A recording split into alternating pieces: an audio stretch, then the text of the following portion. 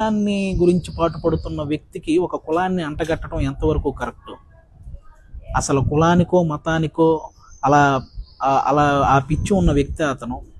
అందరినీ సమానంగా చూసే వ్యక్తి, అన్ని కులాలని అన్ని మతాలని తన వెంట నడపాలనే వ్యక్తి.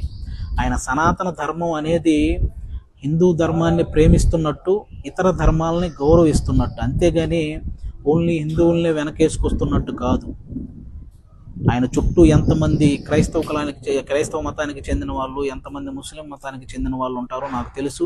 వాళ్ళందరికీ ఆయన ఎంత వాల్యూ ఇస్తాడో నాకు తెలుసు. వాళ్ళందరినీ ఎంత ఎంకరేజ్ చేస్తాడో. ఇలా కుల మతాల భేదాలు చూసుకుంటే ఇంతమందికి సహాయం చేయగలుగుతాడండి. ఆయన చెప్పే దాంట్లో అర్థాన్ని వెతకాలి, కానీ ఇలా ప్రతి దాంట్లో అర్ధరహితంగా మాట్లాడి ఆయన్ని విమర్శించాలనుకుంటున్న ప్రతి ఒక్కరూ కూడా ఇవి మానుకోవాలి.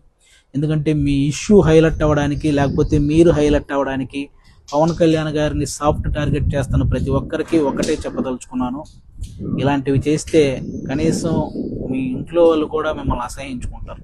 కాబట్టి ఇవి మానుకోండి. Thank you.